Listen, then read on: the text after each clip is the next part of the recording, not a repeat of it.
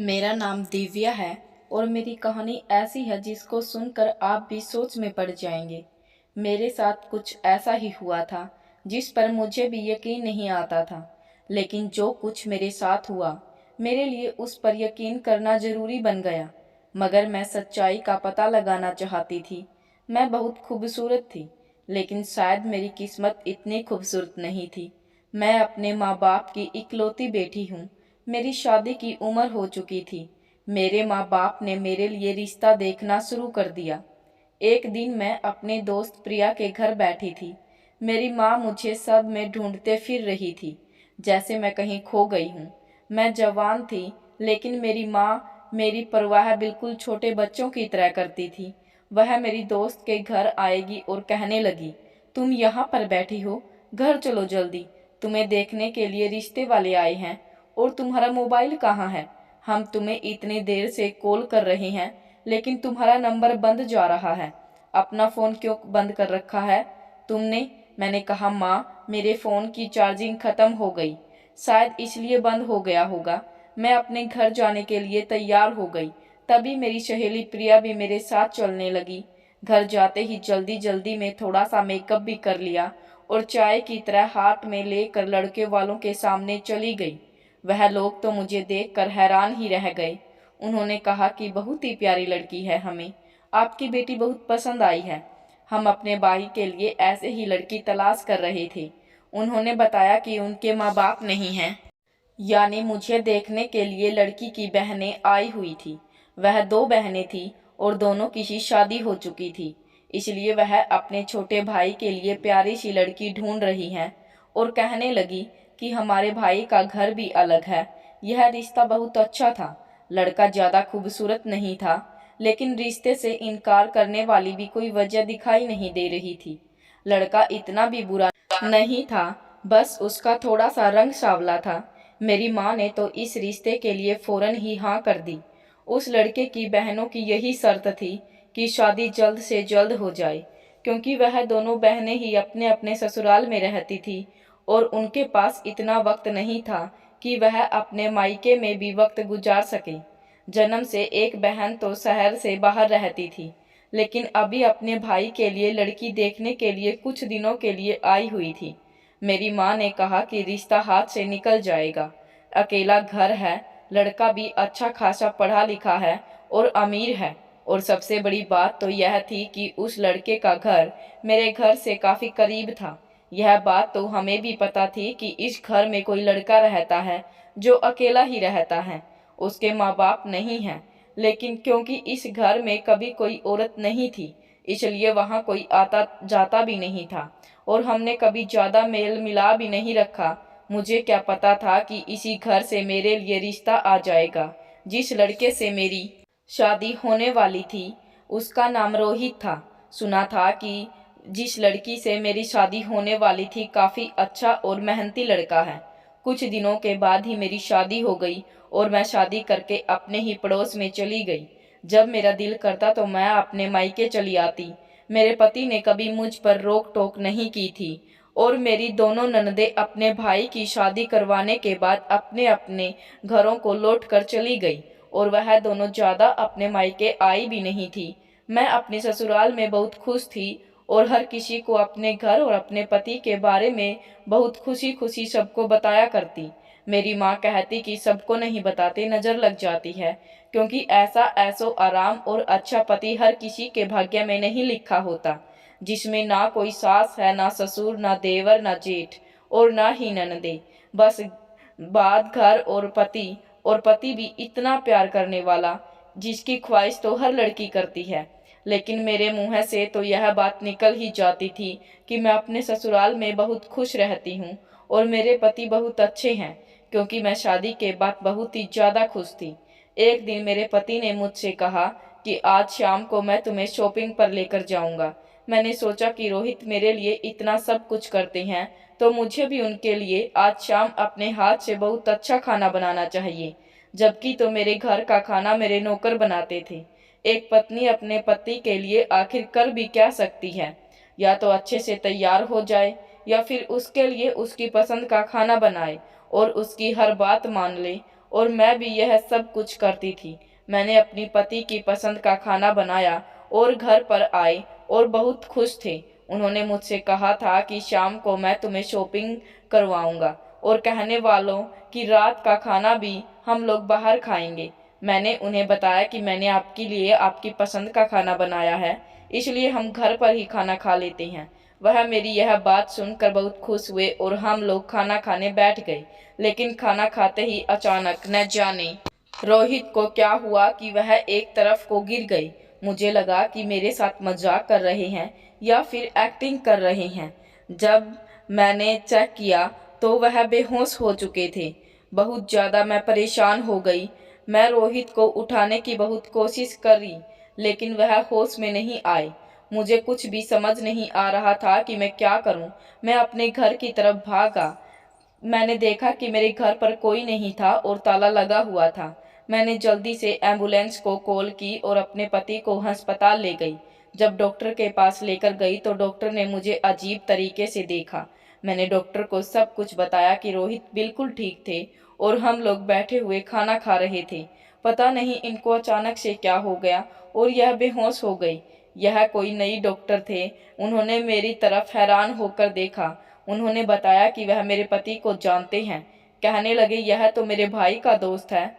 मैंने कहा देखिए, न जाने मेरे पति को क्या हो गया है, प्लीज़ आप इनको ठीक कर दीजिए। डॉक्टर रोहित को अंदर ले गए और मैं काफ़ी परेशान हो गई। मैं बाहर ही बैठी हुई थी। मेरे हाथ पैर कांपने लगे। मुझे कुछ भी समझ नहीं आ रहा था कि यह सब कुछ क्या हो रहा है। डॉक्टर बाहर आए। मैं अचानक ही खड़ी हुई और उनके पास जाकर पूछा कि बताइए डॉक्टर, मेरे पति को क्या हुआ है।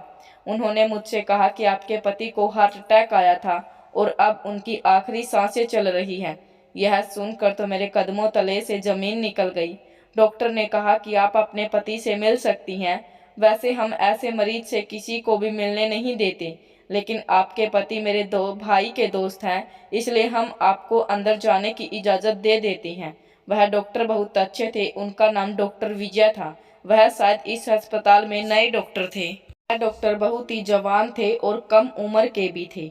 मैंने उनको थैंक यू कहा और मैं अंदर चली गई। लेकिन अंदर गई तो पता चला कि मेरे पति अब इस दुनिया में नहीं रहे। शायद मैंने देर कर दी थी। मैं बुरी तरह से रोने लगी। मेरी हालत बहुत अजीब हो गई थी। मेरे पति के क्रियाक्रम के बाद मेरे माँ बाप भी मेरे घर पर ही थे और उसके बाद मैं अपने कमरे में बैठी थी और रो रही थी। रोते रोते ही मेरी आंख लग गई और मैं गहरी नींद में चली गई। जब मेरे पति मेरे सपने में आए, उन्होंने आकर मेरा हाथ पकड़कर मेरे सर पर प्यार से हाथ फेरा और कहने लगे, तुम्हें रोने की कोई ज़रूरत नहीं। मैं तुम्हें रोता हुआ नहीं देख सकता। मैं चाहता हूँ कि तुम पहले की तरह खुश रहो जैसे तुम पहले रहती थी, और तुम्हें अपने मायके में रहने की कोई ज़रूरत नहीं। तुम वही हमारे घर जाकर रहो जहाँ तुम और मैं रहा करते थे, और हंसी खुशी रहो। तुम फिक्र मत करो, सब कुछ ठीक हो जाएगा। मैंने कहा रोहित, तुम्हारे बगैर कैसे कुछ ठीक हो जाएगा। मैं तो तुमसे बहुत मोहब्बत करने लगी थी। तुम्हारे बिना कुछ ठीक नहीं हो सकता। और अभी हमारी शादी को 3 महीने ही हुए थे और तुम मुझे छोड़कर चले गए। मैं यहाँ तुम्हारे बिना अकेले कैसे जिंदगी गुजारूंगी। रोहित ने कहा कि किसने कहा मैं तुम्हें छोड़कर चला गया हूँ। मैं तुम्हें छोड़कर गया नहीं हूँ। मैं तो यही हूँ तुम्हारे पास और हमेशा तुम्हारे साथ ही रहूँगा। लेकिन यह याद रखना कि जब भी तुम मुझसे मिलने हो, तुझे अब मेरे घर में ही आना पड़ेगा। वहाँ मैं हमेशा तुम्हारे साथ रहूँगा। मैं सपने में अपने पति का हाथ पकड़ लिया और कहा, रोहित प्लीज मुझे अकेला छोड़कर मत जाना। मैं तुम्हारे बिना नहीं जी सकती। अचानक से मेरी आंखें खुल गई और देखा कि मेरे आसपास तो कोई भी नहीं है। मैं अपने सपने को याद करके खूब रोने लगी। काश यह सपना सच होता और रोहित मेरे सामने होते। मेरे पति को गुजरे हुए 15 दिन हो गए थे। इस दौरान मेरी दोस्त प्रिया भी मुझसे मिलने कई बार आई।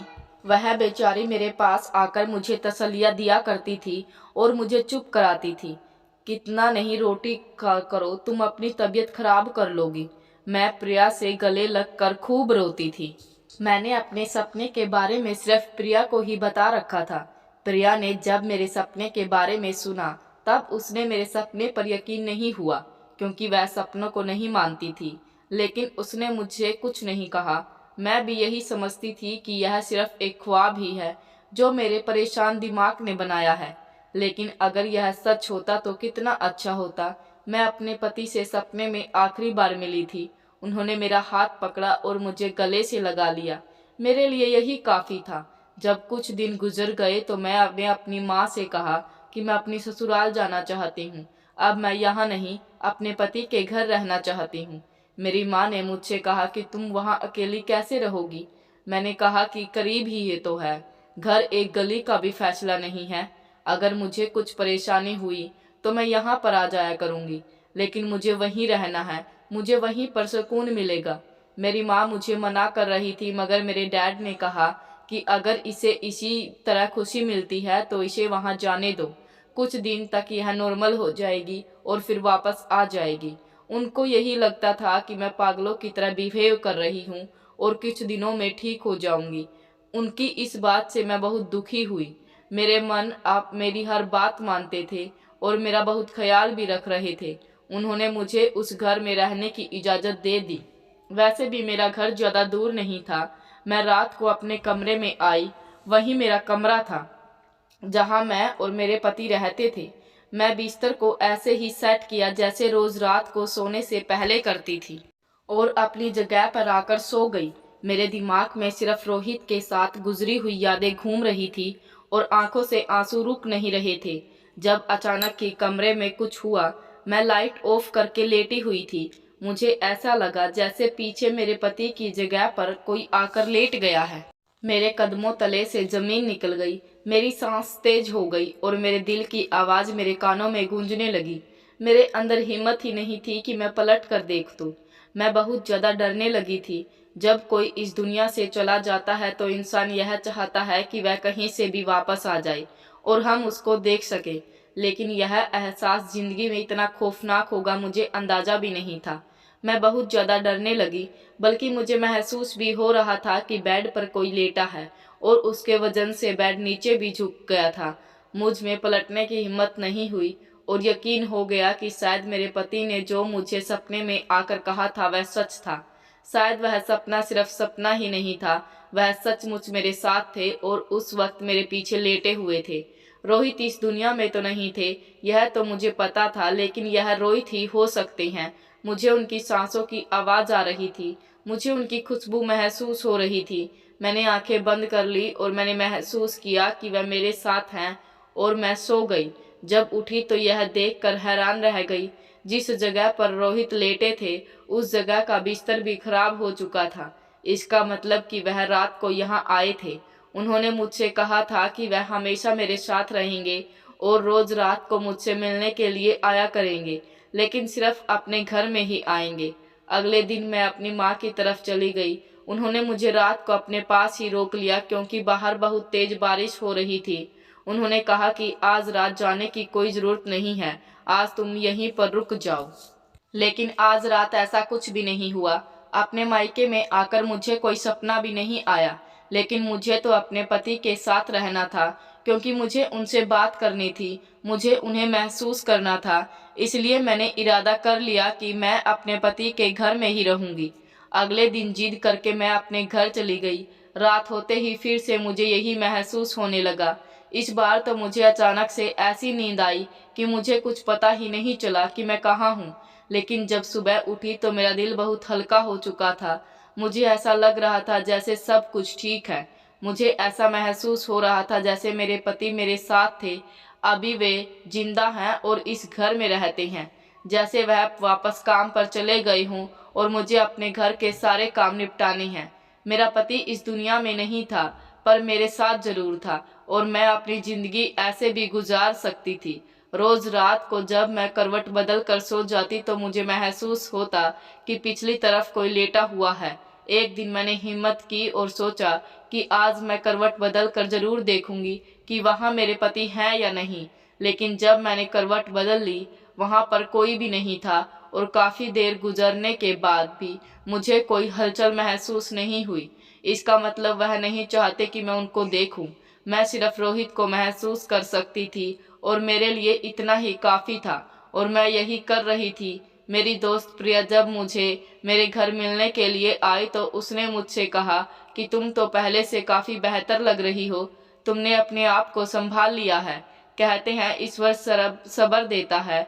वैसे भी अभी तुम्हारी उम्र ही क्या थी और तुम्हारी शादी को 3 महीने ही हुए हैं।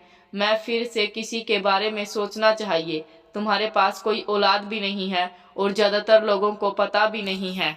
अगर किसी और मोहल्ले में तुम्हारी शादी करवा दी जाए तो वह लोग अंदाजा भी नहीं लगा पाएंगे कि तुम्हारी पहले शादी हो चुकी है। मैंने प्रिया से कहा कि इस तरीके की बातें मुझसे मत करो। मैं अपनी ज़िंदगी में बहुत खुश हूँ। बस जो जैसा चल रहा है उसे वैसे ही चलने दो। उसने मुझसे कहा कि तुम अपनी ज़िंदगी बर्बाद कर लोगी, कितना समय गुजारोगी अकेले। इंसान कभी अकेले अपनी ज़िंदगी नहीं गुजार सकता और औरत तो बिल्कुल भी नहीं गुजार सकती।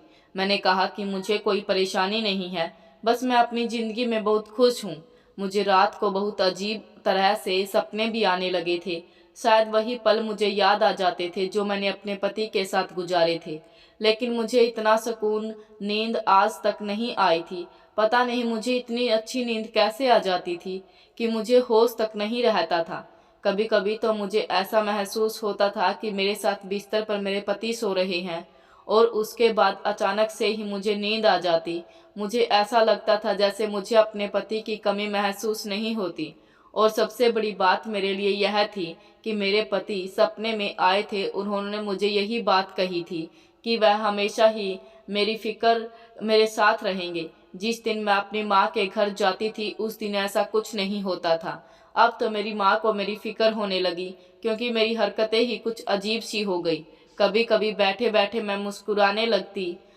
मैंने कहा अकेला नहीं रहना चाहिए। तुम्हें रात को तुम्हारे पापा भी गुस्सा कर रहे थे, बस हम तुम्हारी शादी कर देंगे।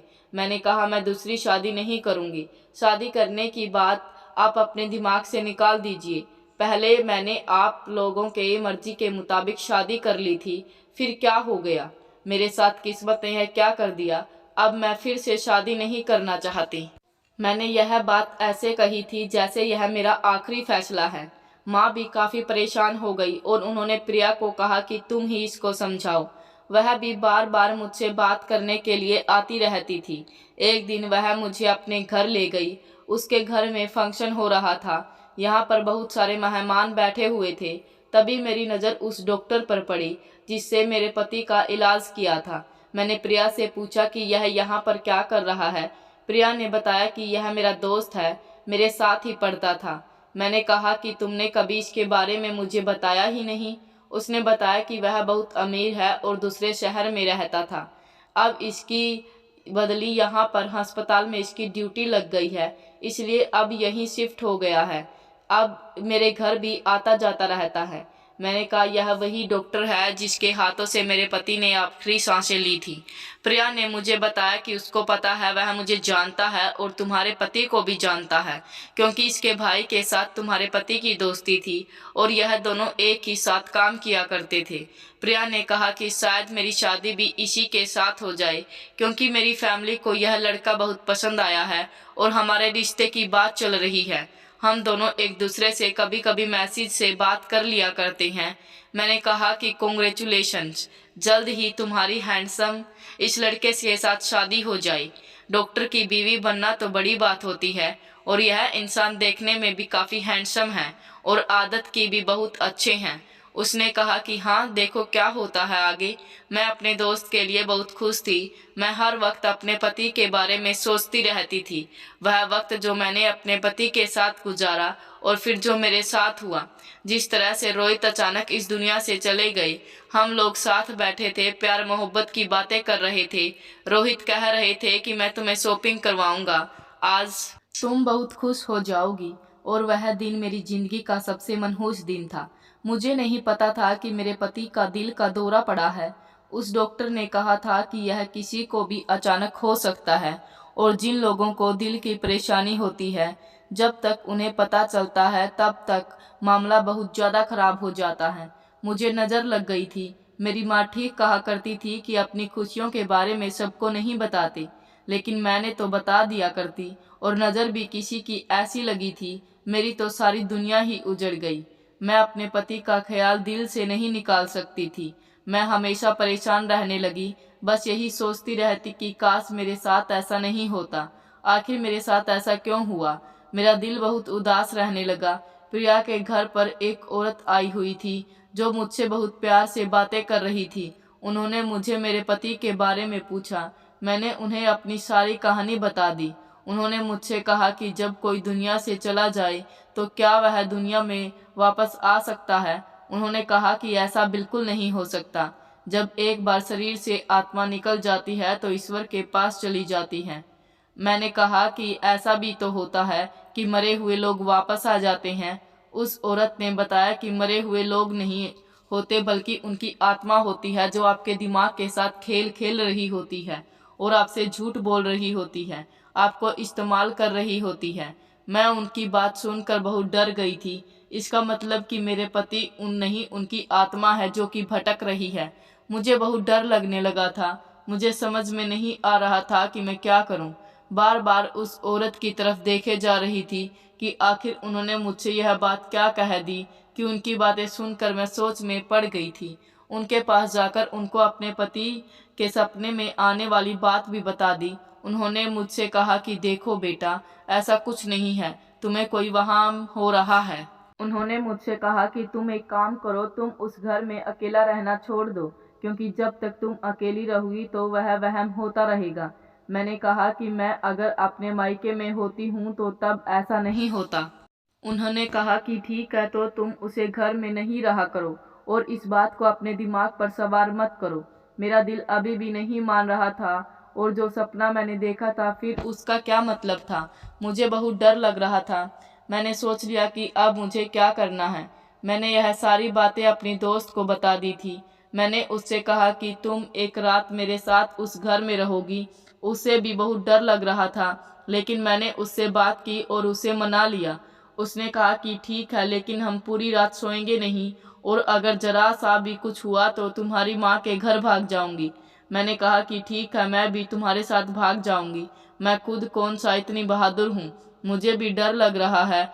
वह मेरे साथ मेरे घर आ गई और मैंने उससे कहा कि तुम मेरी लाइट की मेरी जगह पर लेट जाना, क्योंकि जैसे ही करवट बदलती हूँ मुझे कुछ भी महसूस होना बंद हो जाता है। मैंने कमरे की लाइट बंद कर दी और मैं साइड पर खड़ी हो गई। तुम मेरी जगह पर लेट जाना, फिर देखते हैं क्या होता है। वह बेचारी इतनी ज्यादा डरी हुई थी कि बार बार इनकार किए जा रही थी। फिर मैंने उससे कहा कि देखो, तुम मेरी दोस्त हो, तुम्हारे अलावा तुम्हें किसी को भी कुछ नहीं बता सकती हूँ।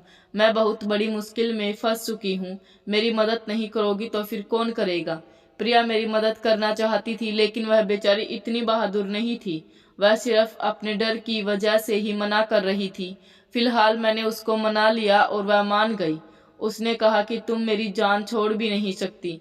चलो एक काम करते हैं, इस काम के हो जाने के बाद तुम इस घर में अकेली नहीं, बिल्कुल भी नहीं रहोगी। तुम्हें मुझसे इस बात का वादा करना होगा, यहाँ चाहे जो भी हो इसके बाद तुम यहाँ पर नहीं रहोगी। तुम्हें मुझसे इस बात का वादा करना होगा, यहाँ चाहे जो भी हो इसके बाद यहाँ पर नहीं रुकोगी और दूसरी शादी भी करोगी। मैंने कहा ठीक है, मैं ऐसा ही करूँगी, लेकिन अभी तो मेरी मदद कर दो। मैं पीछे छुप गई। आज कमरे में थोड़ी सी रोशनी ठीक कर दी थी, लेकिन अभी भी कोई ज़्यादा रोशनी नहीं लग रही थी। बस इतनी थी कि ठीक से कुछ नजर आता। मेरी दोस्त मेरी जगह पर लेट गई और बिल्कुल वैसे ही लेटी जैसे मैं लेट जाती थी। उसका चेहरा मेरी ही तरफ था। मैंने उसे इशारे से कहा कि देखो, मैं यहीं खड़ी हूँ तुम्हारे पास, तुम्हें डरने की कोई जरूरत नहीं। वह शक्ल से बहुत डरी हुई लग रही थी। मैं बेड की तरफ ही देख रही थी। अभी तो वहां पर कुछ भी नहीं था, लेकिन यह भी तो हो सकता है कि मुझे मेरा पति यानी कि मेरे पति की आत्मा दिखाई नहीं देती। लेकिन जिस तरह से वह बिस्तर खराब हो चुका था, वह बेड पर भी मुझे वजन महसूस होता था। इसका मतलब कि अगर वहां कोई आता है तो मुझे जरूर नजर आता। वक्त इसी तरह गुजरने लगा। रात के 2 बज गए और मेरी आंखों ने ऐसा मंजर देखा कि मेरे पैरों तले से जमीन निकल गई। उस घर में खिड़की से कोई अंदर दाखिल हुआ और वह कोई आदमी था, लेकिन उसका कद मेरे पति से ज्यादा लंबा था और थोड़ी देर के बाद उसके पीछे 2 और आदमी अंदर दाखिल हुए, जिनमें से एक आदमी एक तरफ खड़ा हो गया और जो आदमी पहले दाखिल हुआ था उसने एक रुमाल पर कोई दवाई लगाई और मेरे दोस्त की नाक के करीब ले जाने लगा। आंखें बंद किए हुए लेटी हुई इतनी में ही मैं चीखना चिल्लाना शुरू कर दिया। वह लोग भी चौंक गए और मैं लाइट ऑन कर दी, लेकिन सबसे ज्यादा मेरी दोस्त हैरान थी क्योंकि उस कमरे में जो शख्स खड़ा हुआ था वह उसका मंगेतर था, यानी कि वही डॉक्टर जिसके हाथों में मेरे पति की दम तोड़ा था, और उसके साथ 2 और लोग भी थे। मैं साइड से एक डंडा उठा लिया और मैंने कहा कि आगे बढ़ने की कोशिश की तो मैं तुम लोगों की जान ले लूंगी। मेरी दोस्त ने मेरे पीछे छुप गई और उससे कहने लगी कि तुम यहाँ पर क्या कर रहे हो, यह लोग कौन है। डॉक्टर ने उन दोनों को वहां से भगा दिया और कहने लगा कि मेरी बात सुनो, ना तुम कुछ लोगों को सब कुछ बताता हूँ। वह डॉक्टर भी बहुत ज्यादा घबरा गया, लेकिन मैं उसकी कहानी समझ चुकी थी। मैंने अपने नंबर से अपने डैड को कॉल मिला दी, लेकिन इस तरह कि उसको पता ना चले। थोड़ी देर के बाद वहां मेरे डैड भी पहुंच गए क्योंकि मैं घर के दरवाजे पर लॉक नहीं लगाया था। मेरी माँ भी आ गई। उन्होंने इस डॉक्टर विजया को पकड़ लिया और एक तरफ बैठा लिया। उसके बाद उसने सारी सच्चाई बता दी, जिसको सुनकर हमारे होश उड़ गई। पहले तो वह कुछ बता नहीं रहा था, लेकिन शायद मेरे दादा की बात समझ चुके थे, इसलिए वह बार बार उस पर हाथ उठा रहे थे और वह चुपचाप मार खा रहा था क्योंकि उसकी गलती थी। और प्रिया काफी परेशान हो रही थी क्योंकि यह उसका होने वाला पति था और उसका यहाँ क्या काम। जिन लोगों को वह साथ लेकर आया था वह पता नहीं कौन लोग थे, लेकिन उसको उनने टाइम पर ही भगा दिया था और खुद वह हमारे हाथ लग गया था। उसने बताया कि उसे पता था कि मैं इस घर में अकेली रहती हूँ और मेरी दिमागी हालत भी ठीक नहीं चल रही, इसलिए मैं रात को यहाँ पर आ जाता हूँ और इसे क्लोरोफॉर्म सूंघा कर बेहोश कर दिया करता था। फिर मेरे साथ मेरी कुछ दोस्त भी आ जाया करते थे और वह यह समझते थे कि उसकी पति की आत्मा आई है, जबकि उसके पति की आत्मा नहीं, मैं ही होता था। एक दफा उसने प्लेट पलट कर भी देखा था, बैठ कर पीछे छुप गया, इसलिए वह पलट कर भी कभी नहीं देख सकी। मेरे डैड ने उस डॉक्टर के मुंह पर थप्पड़ मारा, लेकिन मैं सोच रही थी कि उसको यह सब कुछ कैसे पता चला कि मैं अपने पति की आत्मा के बारे में इस तरह सोचती हूँ। उसको इस बारे में किसने बताया, क्योंकि मुझे तो यह सब कुछ सपने में आया था। जब मैं उसे यह सवाल किया तो उसने प्रिया की तरफ देखा और उसने अपना सर झुका लिया। कि प्रिया ने बताया कि हम दोनों एक दूसरे से फोन पर बातें करते थे। तुमने मुझे यह बात बताई तो मैंने इसको भी बता दी, लेकिन मैं इस तरह से इसको नहीं बताई थी। मैंने तो यह कहा था कि वह बेचारी मेरी दोस्त बहुत दुखी है। अजीब अजीब उसे सपने आते हैं और वह समझती है कि उसका पति की आत्मा रोज रात को उसके पास आती है उससे मिलने के लिए और उसके साथ सो जाती है। मुझे क्या पता था कि वह घटिया इंसान इस बात का इस तरह फायदा उठाएगा। मैंने कहा कि मेरे दोस्त के लिए प्रार्थना करना। मैं अपना सिर पकड़ लिया और मेरे साथ इतना बड़ा हादसा हो गया, मैं खड़े खड़े ही बेहोश हो गई। मेरे डैड ने उस डॉक्टर को पुलिस के हवाले कर दिया। प्रिया ने उसके साथ अपने सारे संबंध खत्म कर दिए और मैं फिर से अपनी जिंदगी के एक बड़े दुख से निकल कर दूसरे दुख में चली गई थी। यह मेरी गलती थी। मैंने सारी चीजों को अपने दिल पर सवार किया हुआ था। जब एक इंसान दुनिया से चला जाता है तो वह वापस नहीं आ सकता। इसी तरह कुछ दिन गुजर गए। प्रिया ने अपने घर वालों को यह सारी बात बता दी और उस लड़के की पूरे शहर में हुई बेइज्जती हुई। उसकी सरकारी नौकरी भी चली गई, उसकी जमानत भी हो गई, लेकिन अब उसे कोई भी नौकरी नहीं दे रहा था। मैं हैरान थी कि यह एक डॉक्टर था और डॉक्टर होकर उसने इतनी घटिया हरकत की। उसने मुझे जिस दिन से पहली बार देखा था उसी दिन मुझसे ऐसे देख रहा था जैसे मेरा दीवाना हो गया हो। मैं अपने पति का घर बेच दिया और अब मैं अपने माँ बाप के साथ रहती हूँ। फिलहाल किसी से भी शादी नहीं करना चाहती। मैं अपने माँ बाप को समय देना चाहती हूँ। मैंने सोचा कि अपनी लाइफ को एंजॉय करती रहूँ। मैं जॉब करना चाहती थी। घर से बाहर निकलूंगी तो मेरा ध्यान अपनी बीते हुए कल की तरफ नहीं जाएगा। यह जमाना कितना बड़ा है, किसी की मजबूरी का फायदा उठा लेता है। यहाँ पर तो लोग मरे हुए लोगों को भी नहीं छोड़ते। मुझे अंदाजा नहीं था कि मेरी किस्मत इतनी भी बुरी हो सकती है। पता नहीं मुझे किसकी नज़र लग गई। क्या किसी ने यह सब कुछ मेरे साथ करवाया था? मेरे लिए बस दुआ की थी। मैं कुछ नहीं जानती थी, लेकिन मेरे साथ बहुत बुरा हुआ था। अब मैं अपने आप को चेंज करना चाहती हूँ। फिलहाल तो मैं अभी घर में ही हूँ, लेकिन जैसे ही मुझे कोई अच्छी नौकरी मिल जाएगी मैं अपनी लाइफ में बिजी हो जाऊंगी। तो दोस्तों, ये थी हमारी आज की कहानी। कैसी लगी आपको आज की कहानी? वीडियो को कमेंट करके ज़रूर बताएं। वीडियो को लाइक कर दीजिए और चैनल को सब्सक्राइब करें।